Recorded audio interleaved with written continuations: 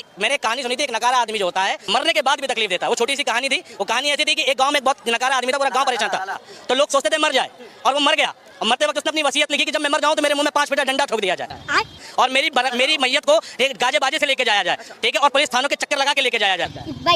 और लेके गया, जब कफन 5 फुट ऊपर देखा पुलिस वाले ने, कहा किसकी मैयत दिखाओ, तो देखा कि मुंह में डंडा है। तो भाई उसके बाद पुलिस वाले ने कहा ये मरा नहीं, तुमने मारा है। सारे गाँव में जितने लोग मैयत में शामिल सबको जेल हो गई। ऐसे ऐसे लोग जो है मंत्री बने बैठे हैं, जिन्हें देखकर हम टीवी बंद कर देते हैं, शर्म टीवी बंद कर देते हैं। इतने बुरे लगते हैं उनकी बातें। भगवान है, दूसरा राम अवतार है। कौन? मोदी। योगी सरकार लक्ष्मण है, मोदी सरकार राम है। अभी पता चले। नहीं हमारी गलती है क्या? हिंदू है, हमारे हिंदुओं को बाहर निकाल रहे हैं। जाएंगे मैं मार दो इसी घर के अंदर। अड़ो ना, मार दो इसी घर के अंदर, हम नहीं निकलेंगे। अच्छा। दिल्ली की सीएम रेखा गुप्ता, क्या आपको इसीलिए इन हिंदुओं ने चुनकर सदन भेजा? क्या इसीलिए आपको मुख्यमंत्री बनाया? इसका मतलब है आप कौन हो? आपका नाम क्या है? मैं रिपोर्टर। तो मैं मैनेजर हूँ बैंक का। खाओगे? क्या नाम है? अभी मैं बिजी हूँ, खा रहा हूँ। खाओगे आप? तुम खाओ तो नहीं। डोंट डिस्टर्ब मी, जाओ आगे। फतिंगा शाहरुख खान का विरोध कर रहा है। बताइए इसकी मैया जो होगी उस शाहरुख खान की दीवानी होगी। अरे तुम अपने मौसा से जाके पूछो, जब तुम्हारी मैया तुम्हारे मौसा के यहाँ जाती थी तो बोलती थी जीजा जी हमको चाट खिलाइए या ना खिलाइए, लेकिन शाहरुख खान का फिल्म जरूर दिखाइए। तो दोस्तों शुरू की क्लिप देखने के बाद आपको समझ में आ गया होगा कि आज की वीडियो कैसी होने वाली है। तो आज की वीडियो आपको पूरी दिखाएंगे, लेकिन उससे पहले आपको बता दें कि इस चश्मे वाले भाई ने और करिश्मा जी ने साथ ही कलीम शेख ने कैसे मोदी समर्थकों की बैंड बजा दी। साथ ही दोस्तों आपको दिखाएंगे दिल्ली में कुछ मोदी समर्थकों के घर पे पिटीशन डाली गई, जिसके बाद ये मोदी भक्त ऐसे बिलबिला उठे। साथ ही जिसने पिटीशन डाली उसका नाम सुनने के बाद आप लोग चौंक जाएंगे। तो चलिए दोस्तों बिना देर की वीडियो को शुरू करते हैं। पिक्चर चालू करो बे। मैंने आज तक भी 10 साल की किसी डिबेट में, किसी भाषण में मोदी जी के मुंह से ये नहीं सुना कि देश में भाईचारा कायम रखें, हिंदू मुसलमान के साथ सौहार्द बना के रखें। एक भाषण नहीं दिखा पाओगे। और योगी आदित्यनाथ तो उससे 100 कदम पीछे हैं, उनके मुंह से शायद निकलेगा भी नहीं। बात तो सही है। तो ये समझो, इस तरह के जो नारे आते हैं, आखिर इसकी जरूरत क्या है और इसके पीछे की वजह क्या है? कुछ नहीं है। मोदी जी समझ गए कि उनकी सत्ता और लोकप्रियता दोनों खत्म हो चुकी है। अब उनके काम का सहारा तो रहा नहीं, तब सहारा बचा यही नारे देने पड़ेंगे, ठीक है भाई। जब उनकी लोकप्रियता थी तब नारे थे बेरोजगारी की मार, महंगाई की मार। अब लोकप्रियता खत्म, मोदी जी का टाइम गया, तो मोदी जी सोच रहे हैं जाते जाते भी। मैंने एक कहानी सुनी थी, एक नकारा आदमी जो होता है जब मर जाता है ना, जीते जी तो तकलीफ देता ही है, मरने के बाद भी तकलीफ देता है। वो छोटी सी कहानी थी। वो कहानी ऐसी थी कि एक गाँव में एक बहुत नकारा आदमी था, पूरा गाँव परेशान था। अच्छा, बहुत परेशान था। तो लोग सोचते थे मर जाए, और वो मर गया, ठीक है। मरते वक्त उसने अपनी वसीयत लिखी कि जब मैं मर जाऊं तो मेरे मुंह में 5 फीटा डंडा ठोक दिया जाए और मेरी मैयत को एक गाजे बाजे से लेके जाया जाए, ठीक है, और पुलिस थानों के चक्कर लगा के लेके जाया जाए।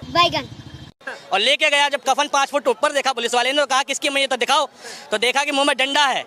तो भाई उसके बाद पुलिस वाले ने कहा ये मरा नहीं, तुमने मारा है। सारे गाँव में जितने लोग मैयत में शामिल सबको जेल हो गई। भारी मिस्टेक हो गया सर। से जाने के बाद भी परेशान करेंगे। मोदी जी ने वो शासन दिया है कि लोगों के मन में जो जहर बो के गए हैं ना, ये अगले 20 सालों तक निकालेगी कांग्रेस, तब निकलेगा। बात तो सही है। मोदी ऐसा पैदा हो नहीं सकेगा। भगवान है, दूसरा राम अवतार है। कौन? मोदी। मोदी राम अवतार है। योगी सरकार लक्ष्मण है, मोदी सरकार राम है। मोदी सरकार राम है। ये मोदी जो है वो भगवान स्वरूप है, रामावतार है, और इसलिए हम मोदी का इस बार टोटल मोदी के ही पक्ष में वोट जाएगा। मोदी जी भगवान स्वरूप है। मोदी जी भगवान स्वरूप है। एकदम भगवान ही मानना ही पड़ेगा। अच्छा। अरे बाप रे, बाबा जी पेट में बहुत दर्द हो रहा है, बोलिए ना कौन दवाई खा ले? 50 ग्राम देसी गाय के गौमूत्र में 2 खड़ी हल्दी की गांठ पीस करके मिला करके रोगी को पिलाएं, लाभ 100% होगा। आज 1 मिनट बाबा जी, अगर आपका तबीयत खराब हो, आपके पेट में दर्द हो, तो आपका कीजिएगा। अभी पता चले। हे प्रभु, हे प्रभु, हे हरि राम कृष्ण जगन्नाथ प्रेमानंद, ये क्या हुआ? डॉक्टर दवाई? आपका तबीयत खराब हो रहा तो डॉक्टर दवाई मिल जा रहा है आपको। हम लोग का तबीयत खराब होगा तो बोल रहे हैं कि जाके बोल रहे हैं कि गाय का मूत्र पियो और गोबर खाओ। अरे महाराज, ये तो आप फिरकी ले रहे हैं हम लोग का। अच्छा, राहुल गांधी को देखिए, कश्मीर से कन्याकुमारी तो पैदल यात्रा कर दी है, उनको जुकाम नहीं हुआ, और आप 8-10 किलोमीटर चले, क्या आपको तबीयत खराब हो गया? फिरकी ले रहा। कि फतिंगा शाहरुख खान का विरोध कर रहा है। बताइए इसकी मैया जो होगी उस शाहरुख खान की दीवानी होगी। अरे तुम अपने मौसा से जाके पूछो, जब तुम्हारी मैया तुम्हारे मौसा के यहाँ जाती थी तो बोलती थी जीजा जी हमको चाट खिलाइए या ना खिलाइए, लेकिन शाहरुख खान का फिल्म जरूर दिखाइए। तो अपने मौसा से जाके पूछो ना कि तुम्हारी मैया शाहरुख खान की कितनी बड़ी दीवानी थी, और तुम फतिंगा सा होके और तुम शाहरुख खान का विरोध कर रहे हो। उन्होंने सबको मना कर दिया यहाँ पे बोलने से। खाओगे क्या? उन्होंने सबको बोलने से मना कर दिया। ले लो ले लो। नहीं, मुझे नहीं खाना। ले लो ना। मुझे नहीं खाना। उन्होंने मना किया सबको बोलने से। कौन है वो? क्या नाम है? आप कौन हो? आपका नाम क्या है? मैं रिपोर्टर। तो मैं मैनेजर हूँ बैंक का। ये तो लेटेस्ट न्यूज है। बैंक का मैनेजर। खाओगे? क्या नाम है? अभी मैं बिजी हूँ, खा रहा हूँ। खाओगे आप? तुम खाओ तो नहीं। Don't disturb me. जाओ आ गया।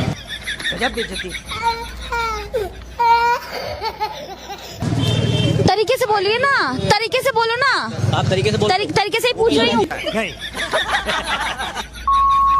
ऐसे ऐसे लोग जो है मंत्री बने बैठे हैं, जिन्हें देखकर हम टीवी बंद कर देते हैं, शर्म आती है। टीवी बंद कर देते हैं। हाँ। इतना बुरे लगते हैं। इतने बुरे लगते हैं उनकी बातें। हाँ। एक भी बात सच नहीं कहते हैं। आप बताइए, संबित पात्रा को जानती हैं आप? हाँ? वो टीवी पे बैठ के गोबर में कोई नोट ढूंढता है। कहने का मतलब यही है कि हमारे प्रधानमंत्री फेंकते हैं और भक्त लपेटते हैं। इस सज्जन को क्या तकलीफ है भाई?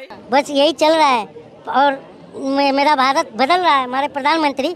तो मैं यही एक दो वर्ड कहूँगा कि जो है गांधी के देश में गोडसे का राज चल रहा है, और गर्व से कहो कि मेरा भारत बदल रहा है। बदल नहीं रहा है। नहीं बदल। तो वही तो बोल रहा हूँ ना, गांधी के देश में गोडसे का राज चल रहा है, गर्व से कहो कि मेरा भारत बदल रहा है। दोस्तों उम्मीद करता हूँ अभी तक जितनी आपने वीडियो देखी उसमें बहुत ही ज्यादा मजा आया होगा, क्योंकि चश्मे वाले भाई ने, करिश्मा जी ने और सलीम शेख ने कैसे मोदी समर्थकों की बैंड बजा दी तो आप लोगों ने देखा ही। लेकिन आगे जो आप वीडियो देखने वाले हैं वो पीछे वीडियो से कई ज्यादा अच्छी होने वाली है, क्योंकि आगे आपको देखने को मिलेगा दिल्ली में कैसे मोदी समर्थकों के घरों पे पिटीशन डाली गई, तो उसके बाद मोदी समर्थक कैसे बिलबिला उठे और कैसी कैसी ऊट पटांग बातें करने लगे। वो सब आपको देखने के बाद बहुत ही ज्यादा मजा आने वाला है। तो चलिए, सब देखने के बाद आपको बहुत ही ज्यादा मजा आने वाला है। तो चलिए दोस्तों, आगे की वीडियो देखते हैं। बातचीत करेंगे। आपका मकान है जिसमें नोटिस आया, क्या नाम है आपका? मेरा नाम भारती है। कितने समय से रहते हैं यहाँ पे? 100 साल से। सर 100 साल से ज्यादा हो गए। 32 साल की तो मैं ही हो गई। मेरे पापा का जन्म यहाँ का है, हमारा जन्म यहाँ का है। ये मेरी मम्मी है। मेरे हमारे मकान पे ये अटैक करा गया है। मकानों पर यहाँ ये नोटिस आया है? सर मकान तो यहाँ 500 है, टारगेट किया जा रहा है यहाँ तो 500 मकानों पर। क्या नाम है जिसने पिटीशन दायर की बताया, क्या दावा किया कि हमारा मकान है? शाहजी अहमद है। शाहजी अहमद है उसका नाम। उसने बोला है कि ये प्रॉपर्टी मेरी है, मेरे अब्बू ने गिफ्ट करी है।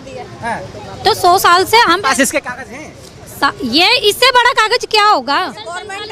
ये हमारे सरकार ने बिठाया था यहाँ पे इलाके में। हमारे दादी ससुर को सरकार ने यहाँ पे बिठाया था। कुछ समझे दया? ये गवर्नमेंट कागज देखो, मोहर लगी हुई उन्होंने दी है, फिर भी ये हाल है।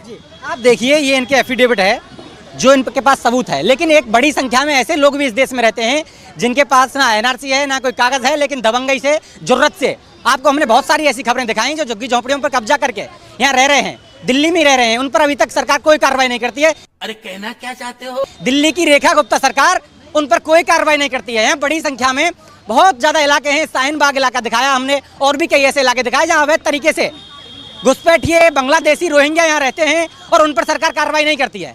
लेकिन जिनके पास कागज हैं और आज़ादी के समय से वो यहाँ रह रहे हैं, उनको खाली करने का फरमान आ जाता है। अच्छा कराओ आप कैसे? पहले जैसे आप कह रहे हैं कि टारगेट किया जा रहा है। बिल्डिंग है ना, ये बिल्डिंग है, इसमें हाँ जी, सेक्टर बंद है। इसमें कम से कम 10 घर हिंदुओं का था। केस नोटिस भेजा, केस करा, केस जी हार गया वो हिंदू परिवार, छोड़ के जाना पड़ा फिर उसको किसी मुस्लिम के हाथ में। ये मुस्लिम ने पूरी 6 महीने में बिल्डिंग तैयार करके इसमें गोदाम फैक्ट्रियां सब खोल दी किराए। अच्छा, यहाँ पर 50 मकान है, 50 मकानों पर ही केस चल रहे हैं। 50 मकान है, 500 परिवार है जो रह रहे हैं 50 मकानों के अंदर। आप यहाँ से लेकर के पूरी बगीची बहुत बड़ी है, हर मकानों पर उसने केस डाला हुआ है। हर मकान का केस चल रहा है। वो धीरे धीरे केस अपने अंडर में ले लेता है और मकान खाली करवाता है। हमारा जो मकान खाली हुआ, हमारा 5वां मकान है। पहले 4 मकान वो ऐसे ही धीरे धीरे खाली करवा चुका है। 4 मकान में से सबसे पहले बड़ा मकान ये था जो इसने खाली करवाई। आज यहाँ पर फैक्ट्री डाल दी। कल को हमारा मकान खाली हुआ है। ऐसे धीरे धीरे परसों उनका आज सिर्फ आपका मकान खाली हो रहा है तो आप बोल रहे हैं कल किसी और का खाली होगा वो बोलेगा, लेकिन एक होकर आवाज नहीं उठाएंगे। एक होकर के आवाज नहीं उठाएंगे सर जी, यही तो दिक्कत है ना हमारे हिंदुओं में। तो दोस्तों इस मोदी भक्त का कहना है कि जो पिटीशन डाली गई वो गलत डाली गई और कोर्ट भी फर्जी रजिस्ट्री देकर घरों को खाली करा रही है। जबकि इस अंधभक्त को ये समझ में नहीं आ रहा है कि अगर किसी की जमीन होगी तभी तो वो पिटीशन डालेगी, उसके पास रजिस्ट्री होगी, और जो घर वो छोड़ रही है वो क्यों छोड़ रही है, क्योंकि उसकी रजिस्ट्री नहीं है। इसका ये कहना है कि कोर्ट फर्जी रजिस्ट्री देकर हमें खाली कराने के लिए आदेश दे रही है। लेकिन दोस्तों जब सरकार इनकी है, रेखा गुप्ता जी खुद हिंदू है और भारतीय सरकार भी पूरी हिंदुओं की है, तो फिर इन हिंदुओं को क्यों परेशान किया जा रहा है। इस मोदी भक्त और अंधभक्त को ये समझ में नहीं आ रहा है कि जब रजिस्ट्री पक्की होगी तभी तो कुछ हो सकता है। तो आगे की वीडियो देखिए और मजा लीजिए। फर्जीवाड़ा उसने रजिस्ट्री करवाई है, उसकी रजिस्ट्री फर्जीवाड़ा करवाई है और वो रजिस्ट्री करवा करके कोर्ट में धर देता है और कोर्ट का जज ये नहीं पूछता कि फर्जी ये रजिस्ट्री असली है कि नकली है, वो देखता है सिर्फ रजिस्ट्री है। उस रजिस्ट्री के बिहाफ पर वो उसको मालिक घोषित। कौन है ये लोग, कहाँ से आते हैं? भागेंगे, कभी हिंदू कश्मीर से भागता है, कहाँ तक भागेंगे ऐसे? बंगाल से भागते हैं, अब दिल्ली से भागकर कहाँ जाएंगे? कहाँ जाएंगे? यही तो सही है। हमारी गलती है कि हिंदू है तो हम कहाँ जाएंगे? नहीं, हमारी गलती है कि हम हिंदू हैं, हमारे हिंदुओं को ही बाहर निकाल रहे हैं कि ये सामान है, ये गली में पड़ा है, ये तोड़फोड़ की गई। इनका आरोप है कि जो साजिया अहमद है जिसने पिटीशन दायर कर रखी है कि ये मेरा मकान है, उन्होंने इनके घर के अंदर घुसे, तोड़फोड़ की गई और सामान फेंका। मैं सही कह रहा हूँ क्या? हाँ जी बिल्कुल सही। ये मेरे चाचा हैं, इसी टेंशन में ये खत्म हुए। इनके 14-15 दिन बाद मेरे पापा खत्म हो गए। अब दोनों ये टेंशन में गए हैं। लगेगी आग तो आएंगे घर के ही जद में। यहाँ पे सिर्फ हमारा मकान थोड़ी है। अब बताओ, ये मेरी मम्मी ये भी बीमार पड़ी है, मकान की टेंशन कर रखी है, रोड पे आ गए। मैंने भी 3 दिन से घर छोड़ रखा, अपने बच्चे छोड़ रखे। क्या किसी बांग्लादेश के हालात नहीं है, ये हिंदुस्तान की राजधानी दिल्ली के हालात हैं जहां जबरदस्ती हिंदुओं को मकानों को खाली कराया जा रहा है। आप रोइए मत, आपके साथ हम खड़े हैं, टेंशन लेने की सर यही है, बस हमें यही सहारा चाहिए। हमारे चतनी चाहे हमारे सर पे, रोने की जरूरत नहीं है, हम आपके साथ डटकर खड़े हैं। अच्छा ये बांग्लादेश नहीं है, हिंदुस्तान है और ये हिंदुओं का हिंदुस्तान है। यहाँ कोई भगा नहीं सकता, कोई डरा नहीं सकता, ये याद रहे। डरने की जरूरत नहीं है और ना झुकने की जरूरत है। ये इधर भी मैं आपको दिखाने की कोशिश करूंगा। ये देखिए, ये मकान है, ये पूरा खाली कर दिया है, सामान वगैरह ये सब फेंक दिया है। इधर आगे मैं विकास भाई से कहूंगा कि ये थोड़ा सा आगे दिखाएं। ये देखिए किस तरीके से तोड़फोड़ की गई है। ये इतना तोड़फोड़, घर के अंदर घुस के इतना तोड़फोड़ होने के बावजूद भी ये डरे हुए हिंदू चुप हैं। इस दिल्ली के अंदर जो कहीं ना कहीं छुपाने की कोशिश की गई, और कान खोलकर सुन ले, दिल्ली की सीएम रेखा गुप्ता, क्या आपको इसीलिए इन हिंदुओं ने चुनकर सदन भेजा? क्या इसीलिए आपको मुख्यमंत्री बनाया? जाएंगे कहाँ जाए हम? कहाँ जाए? वोट तो उन्हों को देते हैं, वो हमारी सहायता करेंगे। हम नहीं जाएंगे। मैं मार दो इसी घर के अंदर, अड़ो ना, मार दो इसी घर के अंदर, हम नहीं निकलेंगे। हमें मार दो, हम कहते मरने को तैयार हैं हम। खाओ माँ कसम। नहीं तो दोस्तों उम्मीद करता हूँ आज की जितनी वीडियो आपने देखी बहुत ही ज्यादा आपको मजा आया होगा और आप लोगों को इनकी बातें सुनकर कैसा लगा और आज की वीडियो आपको कैसी लगी कमेंट लाइक सब्सक्राइब करके जरूर बताएं और ऐसी वीडियो देखने के लिए हमें सपोर्ट करते रहें। मिलते हैं अगली वीडियो में ऐसे ही, जब तक के लिए बाय बाय।